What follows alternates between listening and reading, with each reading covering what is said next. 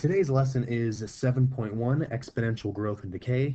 Since this is your first video lesson for a lot of you guys, at least in this class, there's going to be a lot of times where I'll tell you to pause it. You can do one on your own, and then hit play, and then you can see me do it, and that way you can check your work. And if you get stuck, you can hit play early and watch half the problem till you understand, then hit pause, and then do the rest of it, whatever you need to do. But there's going to be a lot of times where I tell you to pause it and do one on your own, and then when you're done, or you get to a stopping point, or you get stuck, hit play and then watch me finish it. The objective today, students will be able to identify exponential growth and decay from graphs, equations, and real-life problems. So there's kind of a lot we're going to hit with this exponential growth and decay. First, to start off with is the exponential base equation. Now, the way we can tell it's an exponential equation is if our exponent is a variable.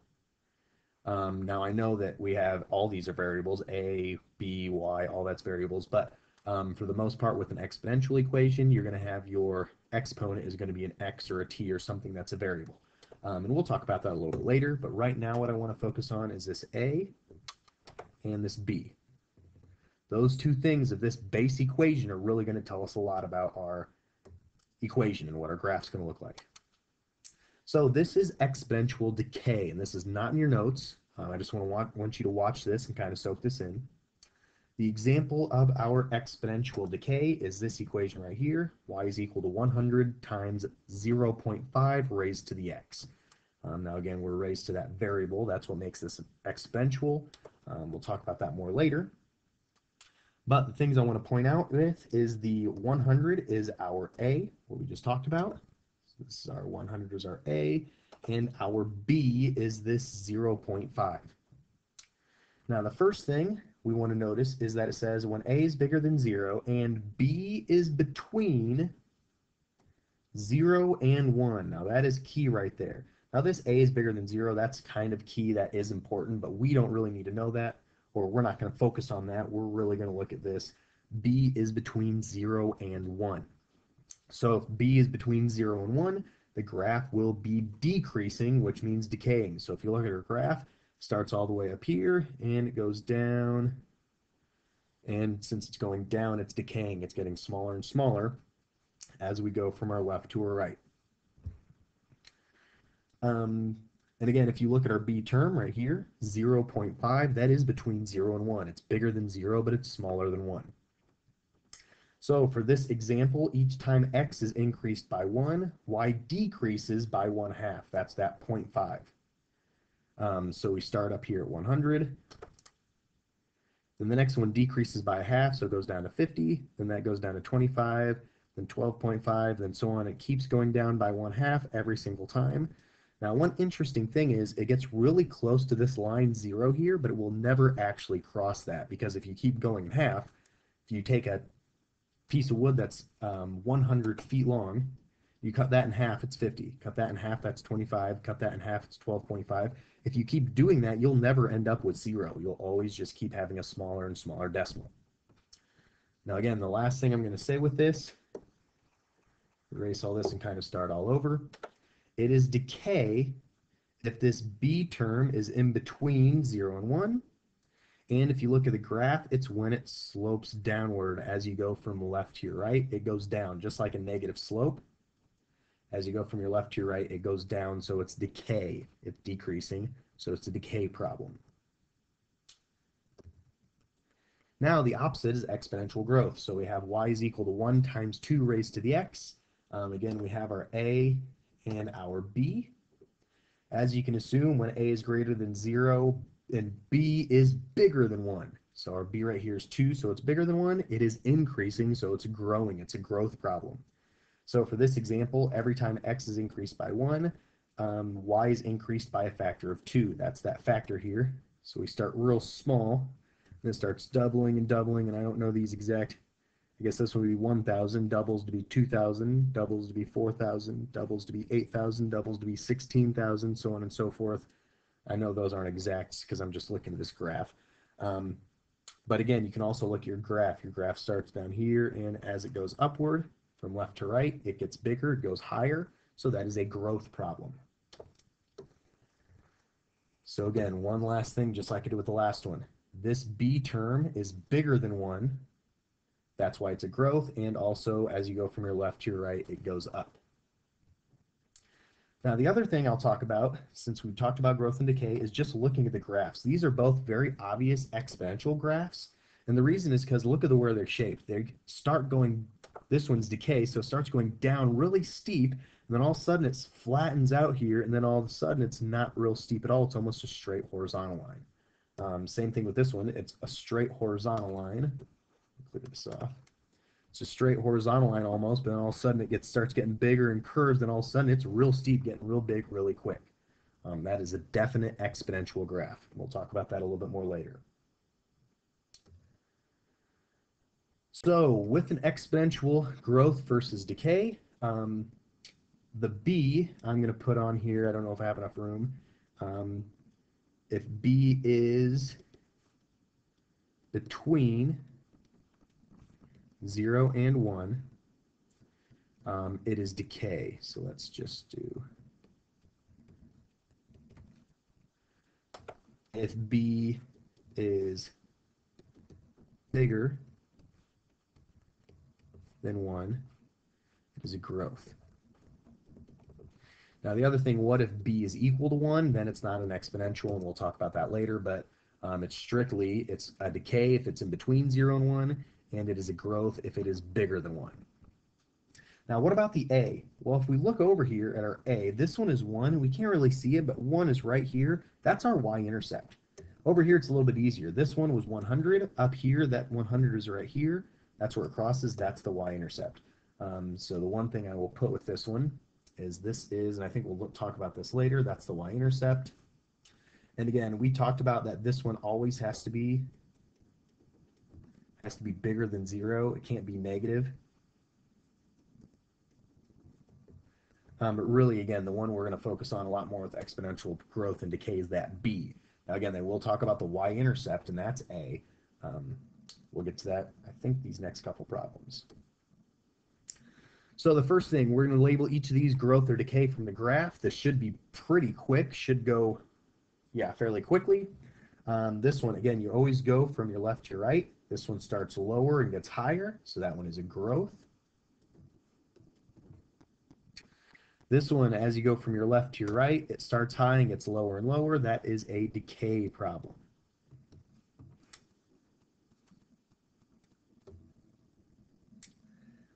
So go ahead and do these two on your own. I know it doesn't say so in your notes, but go ahead and do these on your own real quick.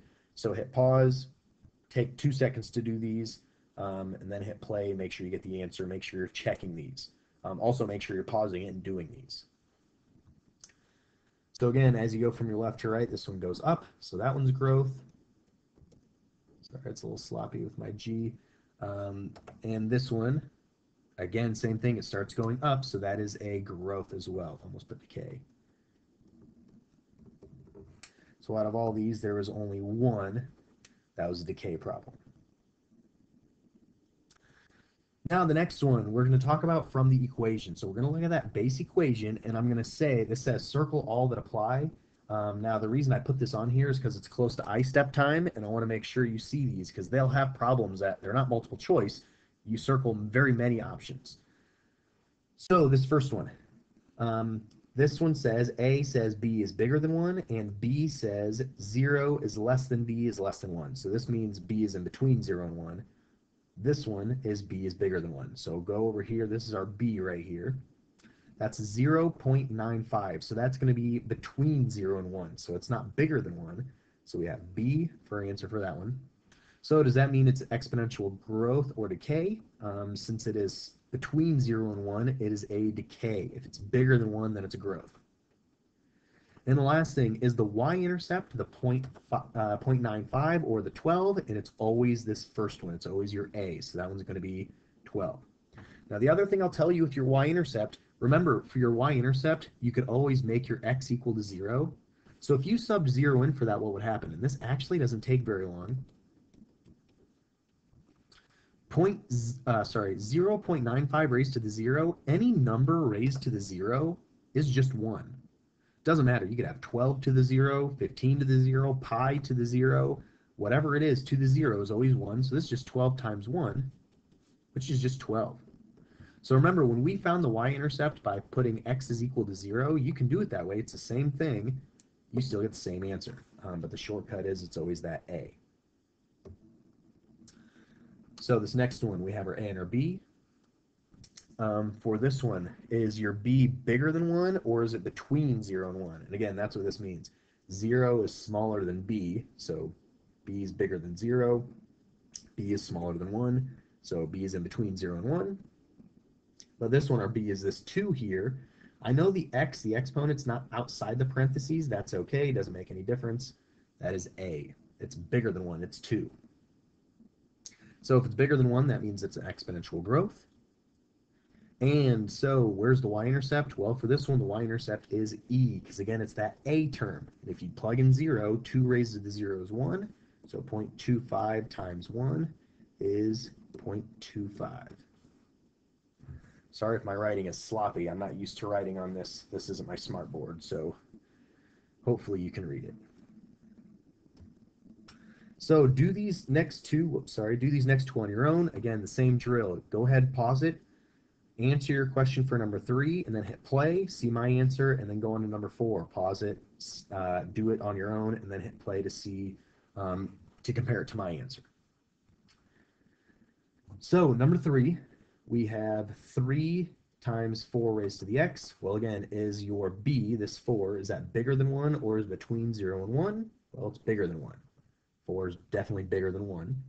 So that means an exponential growth problem. You always look at that b to tell if it's a growth or decay. And the y-intercept for this one is 3. It's always that a spot right there. So same thing with number 4. Go ahead and pause this one. Do it on your own quick. If you've already done that, you can go ahead and keep watching. But if you haven't, pause it. Do this one on your own, and then compare your answers. That's going to help you. So our b term is right here. That is not bigger than 1. It is in between 0 and 1. This makes it an exponential decay problem. That's between 0 and 1. It is decay. And what's your y-intercept? For this one, the y-intercept is 11. And again, you can sub 0 in and find that out pretty easily, but it's always just that a term. It's always this first one. So, let's look at this from a real life standpoint, and we're going to talk about if it's growth or decay, and we're going to talk about the y-intercept and its meaning. And that's, again, one of those things that pops up sometimes on your I-step where they want the y-intercept, but they also want what that means. What is the y-intercept? So it's important to know we're not actually solving these yet. We're not going to get an answer. All we need is growth and decay and what the y-intercept is and what it means.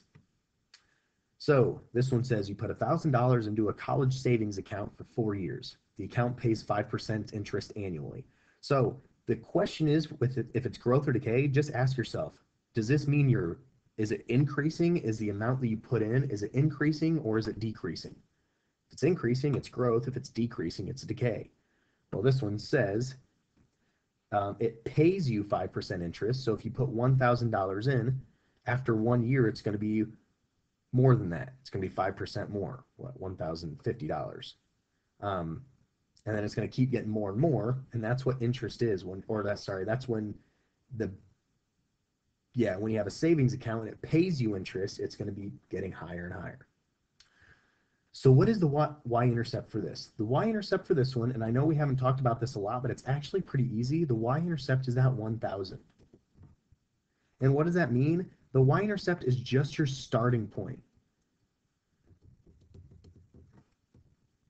Sorry, I have to write slow so you can read it. So that's your starting point. Now, be more specific. On your test or your quiz, if you just put starting point, I'll give you partial credit. But be more specific than that. It's not just your starting point. This is your starting point. It's the amount you invested, say that, or the amount you put into the college savings account. So how about the original amount you put into the account, or you put into the college savings account, whatever it needs. Make sure you're doing capitals and periods and not parentheses, commas, whatever you need to do. Make sure you're using correct grammar for the I-step questions. But now that's, again, most of them, almost every y-intercept is always going to be the starting point. You just always have to check to see what is the starting point of your problem. This, the starting point was 1,000. So the next one, average meals at restaurants contain 3,800 milligrams of sodium, but the government has mandated them to reduce the sodium levels by 2.5% annually. So now the key word with this one is you're reducing the sodium levels. So the last one, you put $1,000 in and that account pays you 5%. This one, that reduces the sodium, so that's going to be decay. What's the y-intercept for this one? Well, the y-intercept, again, it's your starting point. It's that 3,800. So what does it mean? Well, again, don't just put starting point. Say that it's the, how about the amount of sodium they started at.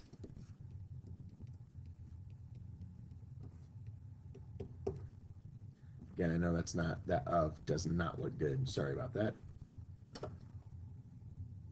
There we go. So it's the amount of sodium that they started at. That's all you have to have for that.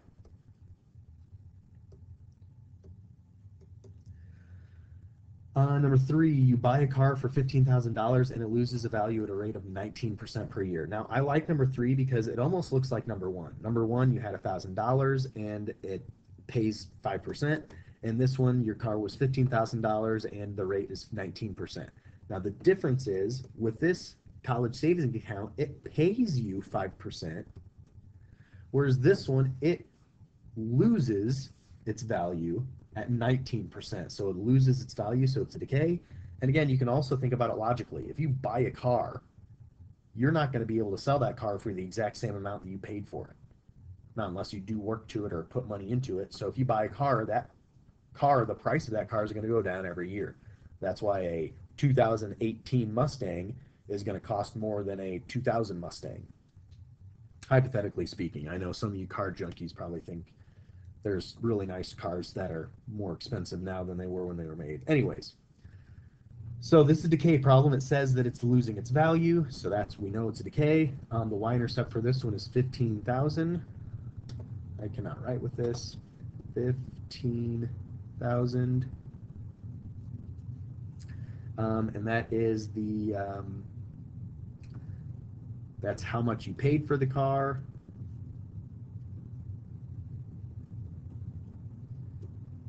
How much you paid for the car. That's the value of the car originally, whatever you need to put. But again, you always want to think of it's your starting point. So again, number 4 and 5, go ahead and pause it, do these on your own, and then come back and check your answer for this. We're not solving these, we're just growth or decay. What's the y-intercept and what does that mean? So number 4, you invest $5,000 in a mutual fund and you receive, so you're getting an average return, I guess that would help too, 10% each year. So you're getting 10% more each year, so that is a growth. Your y-intercept is 5,000, and that is the amount you invested.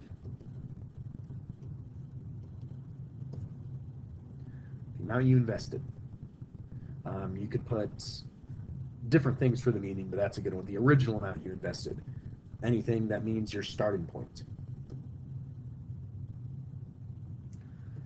And number 5, again, pause this, do this on your own, and then unpause it to check your answer. This one's almost the exact same as number 1. $2,000 in a college savings account. It pays you interest.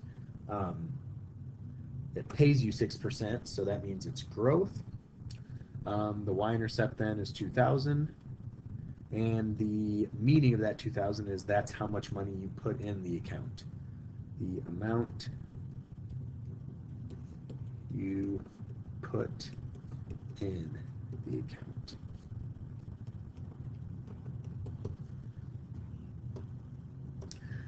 Now, I will say it's a little bit tricky because this one you're putting money into a savings account and it gives you 6% interest, But if you buy a house, you're going to pay a bunch of money for that house, and then you pay interest on it. So actually, it's a little bit different than that. But we're not going to worry too much about that. I just thought I'd say it, but I think it's more confusing than I want to go into. So the next thing is graphing these exponential functions. I've got kind of a whole slew of these, I think. Oh, not too many, I guess. The best way to graph these until we get into the second section where we have transformations with reflections and moving things up, down, left, right, until we do that, the best thing to do is just to make a table for this. And this is where graphing calculator is really going to help out. You want to make sure you plug in some small numbers. You want to make sure you plug in some bigger numbers. Now again, before I even start this, I want to say, first off, you can plug in whatever numbers you want for x. I would definitely, especially if your graph looks like this, I would make sure you're starting with -1 or -2. Don't start with -10. That's not even on this graph. The other thing I will tell you, use your calculator. I'm going to show you how to solve this and plug it in by hand, but you can use a calculator. It's going to help a lot. You can also use the table feature of your calculator. If you're not sure what that is, you can ask somebody or you can look it up on YouTube. You can find that there. We'll use it actually later on in this lesson. So I'm going to plug in numbers. Let's see, we have 1, 2, 3, 4, 5, 6. So I'm going to start out with -2. I think that's going to be a strong one. And one thing I can tell is it's going to be a growth problem because my b right here, the number that's raised to the exponent, I guess I should have pointed that out earlier. The b term that's raised to the exponent, that's bigger than 1. So it's going to be a growth. So I'm going to go ahead and start at -2. And I'll do -1, 0, 1, 2, and 3. So plug these in. We have 2 raised to the -2. Well, that's actually going to be 1 over 2 squared. If you have a negative exponent, you can take that and put it in the denominator. And again, if you don't remember that, or if that didn't make any sense to you, put it in your calculator, because your calculator will just spit out 0.25. Easy. Don't even do it by hand. I wouldn't do it by hand anyways. -1, 2 to the -1st. Again, if you do it the long way, that's 2 to the positive, or sorry, 1 over 2 to the 1st, which is 1 over 2. If you use a calculator, it'll give you 0.5 every time. 2 raised to the 0, anything raised to the 0 is 1. 2 raised to the 1st power is 2. 2 raised to the 2nd power is 4. And 2 raised to the 3rd power is 8. Sorry, this should look more like a equal sign. So if you graph these, -2 goes up 0.25, so that's barely a fourth. -1 goes up to 0.5. 0 here, our y-intercept is 1. And again, we don't have an a term in front, so that's got to be a 1. Y-intercept is 1. Then over 1 we go up 2. Over 2 we go up 4. And over 3 we go up 8. Now this is a graph, this is an equation, so once you have that, connect all these lines, or connect these points with a line. Now the one thing I will tell you that I am going to be nitpicky with, I talked about it earlier today, but when you draw this graph, you will not cross that axis. That x-axis, you will not have your line will not start here and go this way. Not going to happen. Don't do that. If you do that, you're going to miss points on that. You never cross that x-axis. If you're not sure, always just don't cross it, and then you're more likely to get that one right. So don't ever cross that x-axis. You get really close and it flattens out to that, but you don't ever cross it. And we'll talk about, that's actually called an asymptote, and we'll talk about that in chapter 8. So the next one, we have 1/3. And again, this one actually, I know this one's a decay problem, so it's going to start high and get low, whatever it's going to look like. And again, it's because that b term, the number that's raised to the exponent, is our b. That's between 0 and 1, so I know it's a decay. So this one I'm going to start actually at -3, and I'm literally just picking that. You can start wherever you want. I usually, again, from -4 to +4 is the best thing to do with these exponents if I were you. So -3, -2, -1, 0, 1, 2. If you started at -4 or -1, it doesn't matter, but definitely include a couple negatives as well as some positives, and 0, because that's an easy one. That's just 1. 1/3 raised to the 0. Anything raised to the 0 is 1. So we have 1/3 raised to the -3. Again, that ends up being, I want to say 3 over 1 to the positive third, which is 3 to the third is 27, I believe. Now again, you could easily do this in your calculator. 1 over 3 raised to the third, or sorry, raised to the negative third is 27. So again, you don't have to do any of this by hand. That's 27. 1 divided by 3, or just use the fraction button, 1/3 raised to the negative 2. Put that in your calculator. That gives you 9. 1/3 to the negative first is 3. Again, just put it in your calculator. You don't have to know the fancy 1/3 to the negative 1 means it's 3 over 1, which is 3. You don't need to know any of that. Just put it in your calculator. 1/3 to the 1 is 1, and 1/3 squared is, oh, sorry, no. That's 1/3. That was close, sorry. 1/3 raised to the first is 1/3, and 1/3 squared is 1 over 9. And if you want those, again, if you put it in your calculator, it'll give you a decimal. That gives you 0.11. Obviously, this is 0.33. I think decimals are easy to graph, so I like to change them into that. So negative 3 is way up here at 27, so we're not going to do that one. Negative 2 goes up here to 9. Negative 1 goes over here to 3. 0 is at 1. 1's at 1/3. And 1/9. So again, it's going to get smaller and smaller. But again, when you draw this, do not cross that axis. I will have no choice but to count you some points off if you cross down into this under that x-axis. You always stay above or below that, but you never cross it. So go ahead and do these on your own. And again, I would encourage you, just like I did this last one, you can do it this long way, but why? Just do it in your calculator like I did all these other ones.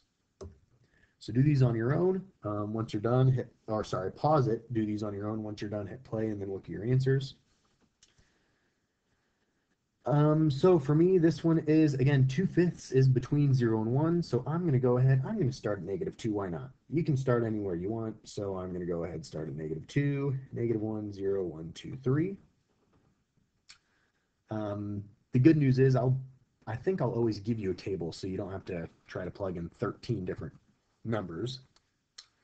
So negative 2, again, I would put this in my calculator. You can use the fraction button in your calculator.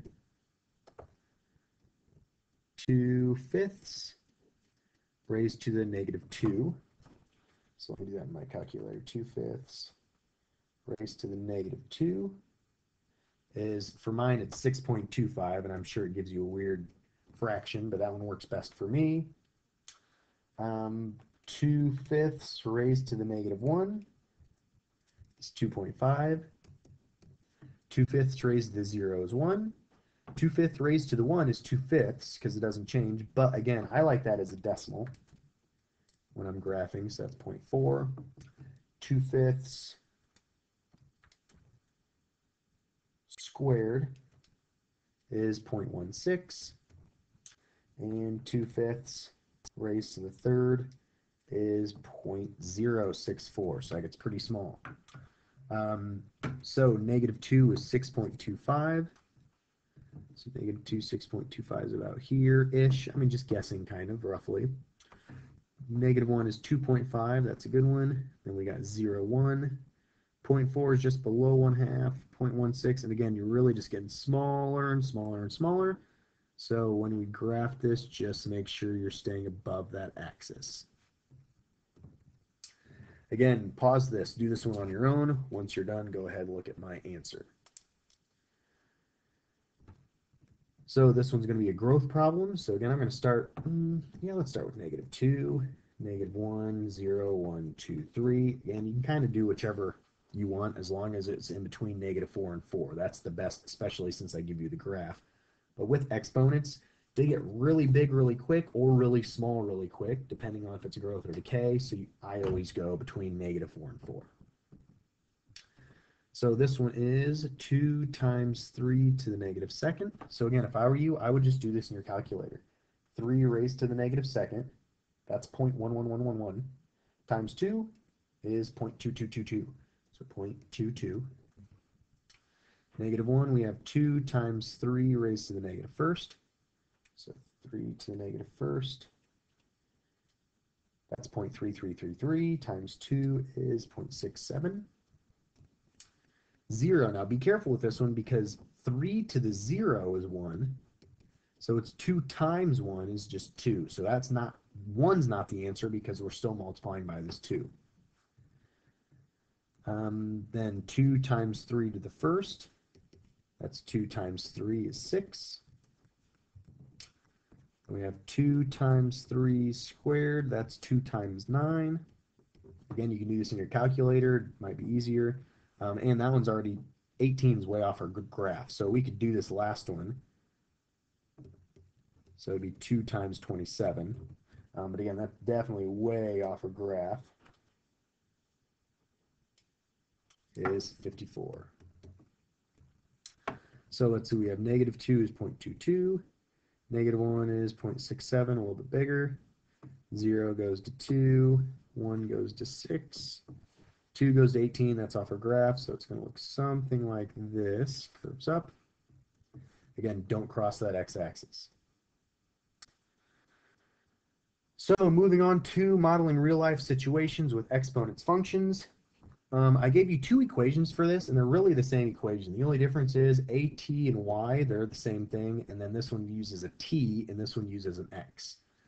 Usually we use this one with real-life stuff. But to go through this A and this A, those are your starting amount. Those are your initial amounts. Remember, that's what the y-intercept was, your starting point. Your R, these, is your rate. A lot of times they're a percentage. Not all the time, but a lot of times. The A of t and the y, those are your final amounts, your at the end, your amount. And t or x is the number of, or the amount of time, the years or the months, whatever it's asking for. Now, one big thing I want to talk about, if r is a negative, it's a decay problem, or say it the other way around. On a decay problem, the r is negative. I don't think we'll deal with a lot of that today, but just in case, if you do have a decay problem, your r is going to be negative. I think we have some today, but we'll see. Maybe not for a little while. So these first things, we're trying to find the y value or your a of t. You're trying to find your final value, and so you're just going to plug things in, and you're going to do it by hand. So you invest $1,000 into a savings account at the end of 6th grade. The account pays 5% annual interest. How much will the account be after 6 years? So we have $1,000 at the end of 6th grade, 5% interest, and it's after 6 years. So my A, my initial amount, is 1,000, and I really like to do this where I list out A, R, T, and A of T, and try to put all these pieces together. My R is my rate, that's 5%, but remember, 5%, you want to make that into a decimal so we can use it with math. So that's 0.05. You just take that decimal point and you move it over 2 units to the left, 0.05. So that's how you get this rate. Your T is 6 years, and your A of T is what we're trying to find. I like to list all that out before I actually write this in. Oh, there we go. Thought I skipped a slide. So I have this all listed out. Now we're going to plug it into this equation. So we have A of T.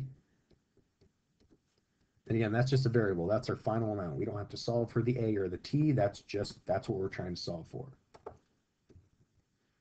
Then we have my A is 1,000 times 1. Now this is a growth problem. You invested it in a savings account, and so it's paying you 5%. So since it's a growth, my R here is positive. So it's plus 0.05 raised to the 6th. And now again, you're just putting this in your calculator. So that's 1,000. I always do this first step without putting in a calculator. 1 plus 0.05 is 1.05. So I like to go ahead and put that out.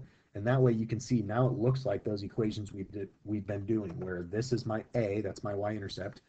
This is my B. I know it's a growth because it's bigger than 1. So I like to do that step. So we have 1.05 raised to the 6th is 1.34. Now make sure on this one, if you're going to write it out, use a lot of decimal places,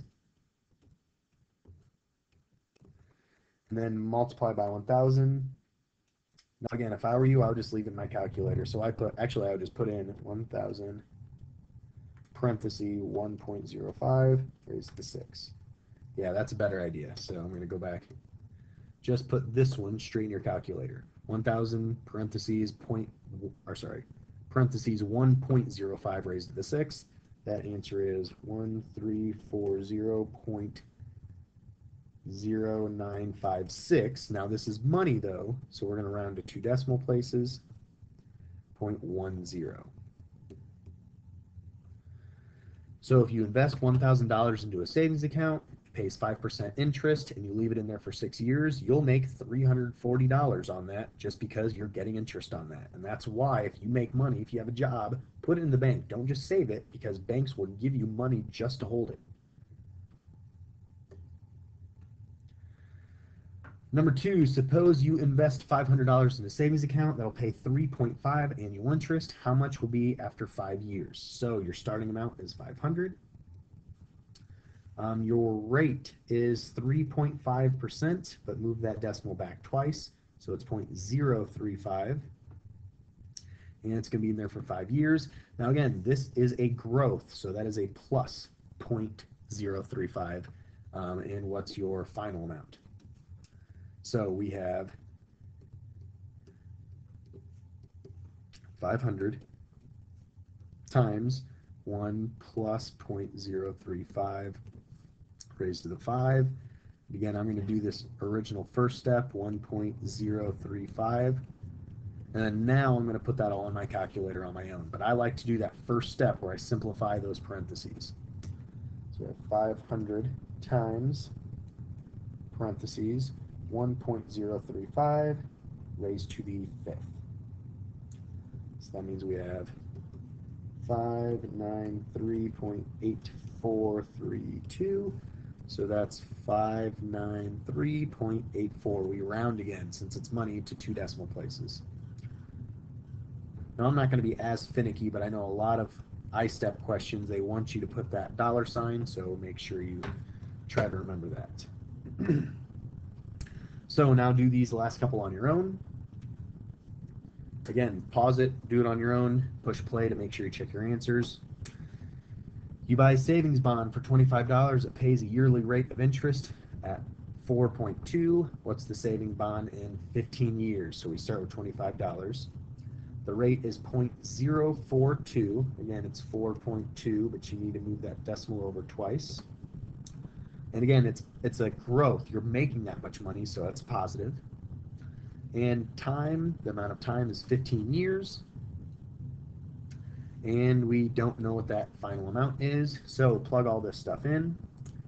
We have A of t is equal to 25 times 1 plus 0.042 raised to the 15. So that's 25 times 1.042 raised to the 15. And again, just put that in your calculator. 25 times 1.042 raised to the 15th. That ends up giving you $46.33997. So that's $46.34. Now you might think, well, that didn't go up very much, not as much as some of the other ones. Well, your percentage isn't very high, and you only put in $25, so it doubled almost. You almost got twice as much money. All right. This is where things are going to get a little bit more confusing, because I want you to find the x value or the t, how much time it takes, how many months or how many years, and we're going to use the table of values in your calculator. So I'm going to set that up, and we're going to talk about it. So let's get our variables first. Suppose you invest $1,000 in a savings account that pays 5% interest. Now again, it's paying you that. It's growing, so it's a positive. We don't know how much times. If no additional deposits or withdrawals, how many years will it take to get to 1,500? Now this, we'll learn a little bit later about how to find this exactly using your calculator, But for right now, we're going to plug this into our formula, and we're going to put this into our calculator.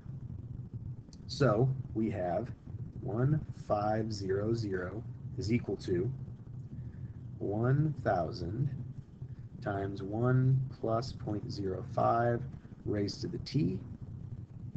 So that's equal to 1000 times 1.05 raised to the t. Now here's what you're going to do. We're only going to look at, for right now, we're going to put this part into our calculator. So let's find my calculator here. Sorry. What's this mean? Okay, so let's get out our calculator here.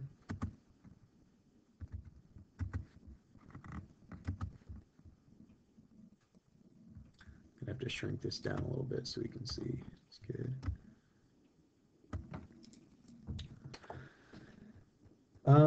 So you can kind of see it down here a little bit. We want that, what I underlined right here, this 1000, 1.05, that's what we're going to put in. Now, not the 1500. I'll talk to you about that in a bit.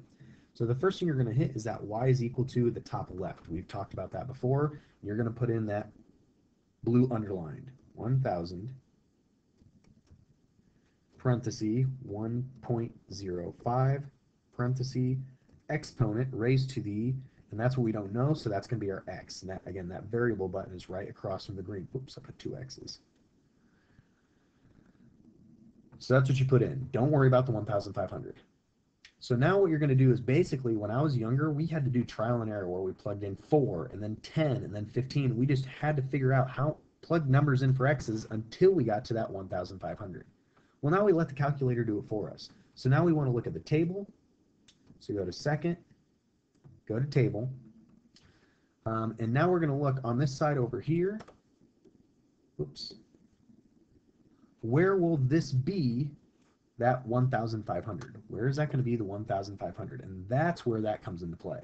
So when you put in your calculator, again, all we're putting in is that right-hand side, 1000 times 1.05 raised to the x, and now we're looking for the 1500. Now you might have to, oops, let me get back into this. You might have to scroll up or scroll down until you get to it. That's their starting amount right here, 1000. And basically we're going to get 2.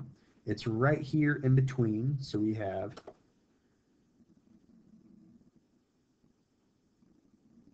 it's in between the 8 and the 9. It's in between 8 years and 9 years. So we're going to go back.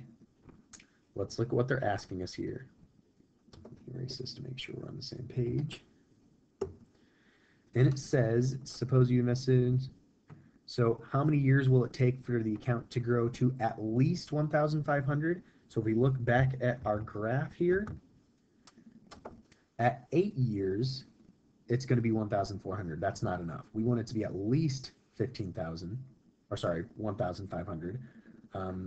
And so it's got to be 9. It's got, again, it says at least, so we're not going to do 8, we're going to jump up to 9. So that means this one is, sorry. So that means it's going to end up being 9 years. Because again, 8 isn't quite enough. 8 is 1,400 something. So it's got to be 9. And that's over 1,500, but it's got to be at least. So let's look at this next one. You open a savings account. It pays 0.045. So 0.045, and its growth, it pays that. So that's your interest. Your investment was 300, your original amount. You don't make any, don't put anything else in. How long until it's $500? So we want to know how much time that's going to be. So we plug this in. We have 500, and that you don't put in your calculator yet, so don't worry. We have 300 times 1 plus 0.045 raised to the t. That's what we're looking for, the t. So we have 300 times 1.045 raised to the t. And again, this is what part we're putting into our calculator. We'll look for the 500 later. So I know this is a lot of jumping back and forth, but this will help.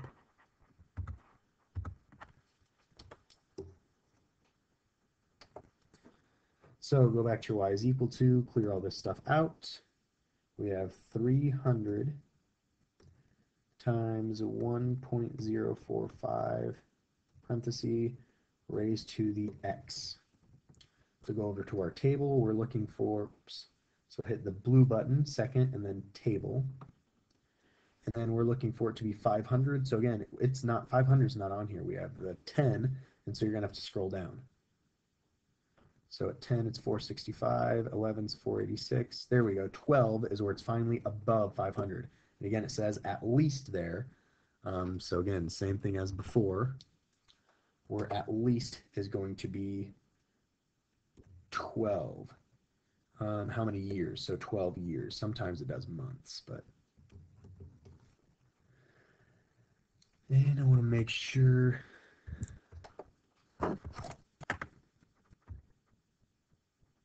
Yeah, it was 12. Just wanted to make sure there. And the next one. Suppose you invest $500 in a savings account that pays 5% annual interest if you make no additional deposits or withdrawals. How many years will it take for the account to grow to at least $650? So again, we invest $500. The account pays 5%, so 0.05, but since again it gives you that, so it's plus. We haven't had any decay problems yet, but I want to drill that into your head that that's got to be a plus since it's a growth problem. And the T, we don't know how many years, that's what they're asking. And the A, the final amount is 650. So starting at 500, ending at 650.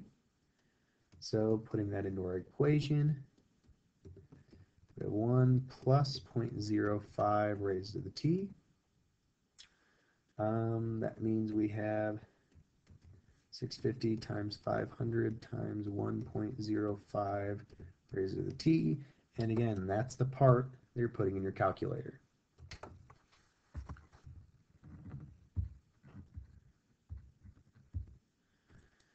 So go to your y is equal to, clear that out. We have 500, don't put the 650 in. 500 times 1.05 raised to the x. Go to your table, and we're looking for 650. Oh, that pops up right away. It's between 5 and 6. 5 isn't quite enough. That's only 638, so it's got to be 6, because again, I bet you it says at least. So that's going to be 6, and again, how many years?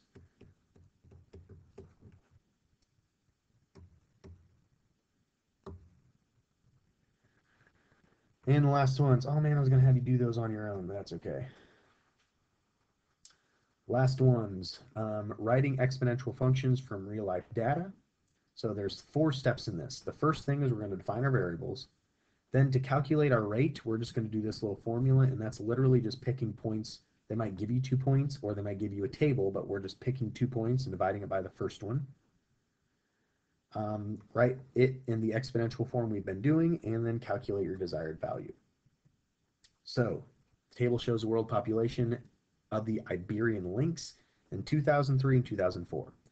If this trend continues and the population is decreasing exponentially, so decreasing, so it's a decay problem, how many Iberian lynxes will be in 2014?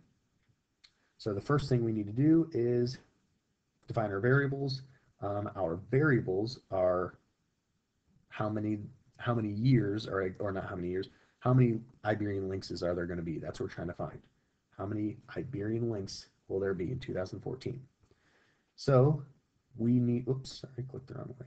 We need to find what our rate is. So our rate is this, y2 minus y1 over y1, and this is our y values. So this is my y1, this is my y2.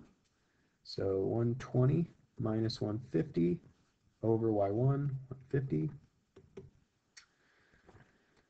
So 120 minus 150 divided by 150 is negative 0.2.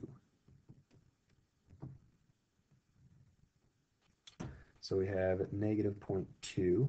Now remember earlier when I said that your rate, if it's a decreasing problem, it's negative. That's why that ends up being a negative. It's a decreasing problem. If it's a decay problem, that's negative. Your starting amount is this 150. Your x, that's how many years. Now we are using t, but that's fine. We're going to use x for this one.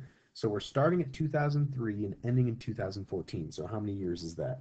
Well, if you need to, take 2014 minus 2003. That should be 11 years.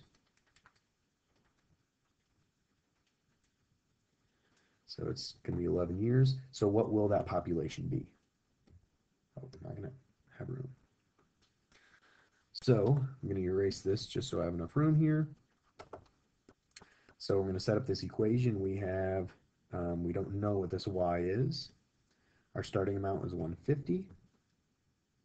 Then we have 1 minus, or sorry, let's do 1 plus negative 0.2 raised to the 11. And again, since the decay, that's why that's a negative. So now it's really 1 minus 0.2. 1 minus 0.2 is 0.8. So it's 150 times 0.8 raised to the 11th. And that's, again, now we're looking, I like to do that because that's that base equation that we talked about. And that 0.8 is in between 0 and 1, and so that's why we know it's a decay problem. And again, now that you get here, just put it in your calculator. 150 times 0.8 raised to the 11th. That is going to be 12.8. So how many Iberian lynxes will there be in 2014? I'm going to go ahead and say, so it says 12.8. We can't have 0.8 of a lynx, so I'm going to round that down to 12. And I'll tell you right now, I'm not going to be too finicky with that. If you would have rounded that up to 13, I'm not going to be worried about this type of problem with that. Let's say this one's our last one. The initial value of a car is 13,000. 13,000. It's late. 30,000. After 1 year, the value of the car is 20,000. Estimate the value of the car after 5 years. So we need to find the rate. Well, the rate, they don't give us a table this time, they just give us these two values. So this one's going to be your y1 and your y2. So 30,000 minus 20,000 over your original amount. You always do your original amount. So 30 minus 20, whoops. So that's 10, 1, 2, 3 over 30, 1, 2, 3. Divided by 30, 1, 2, 3, is that 0.33. Now be careful with this one because again, we have to be careful.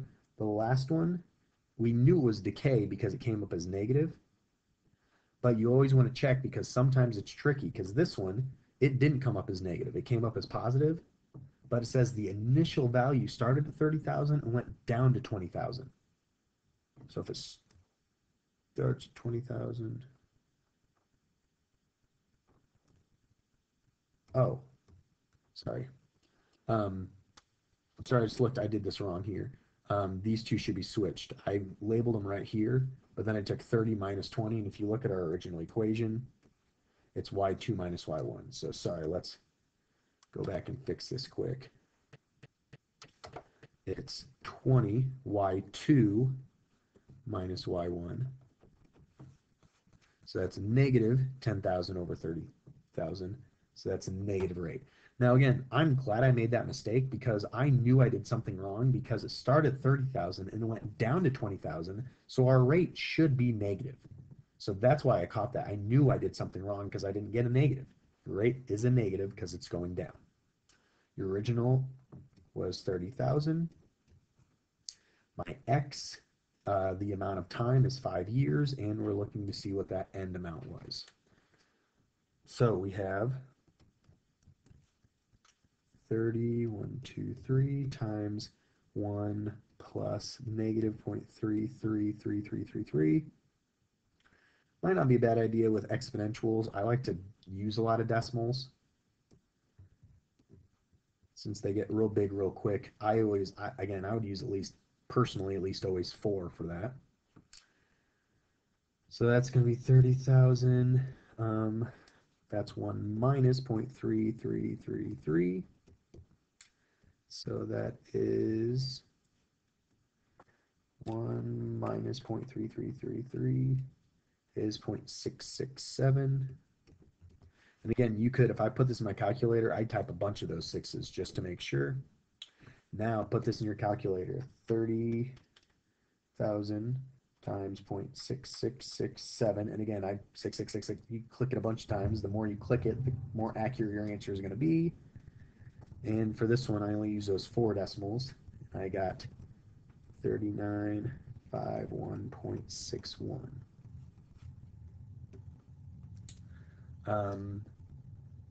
So in 5 years, that's going to be the amount of the car. You bought it for 30,000, and in 5 years, it's going to be 3,900. So I know that was a long one. If you have any questions, make sure you're asking. Feel free to email me. And again, ask some people around you. If you need to rewatch this, that's the beauty of these videos. You can go back and you can watch an example again. When you're doing homework or you're studying, you can go back and watch some of these examples. Use these videos to your advantage. Before a test, if you don't remember some of this, you can go back and watch some examples. Make sure you capitalize on the fact that you have these videos, you have the URL, you can watch it anytime.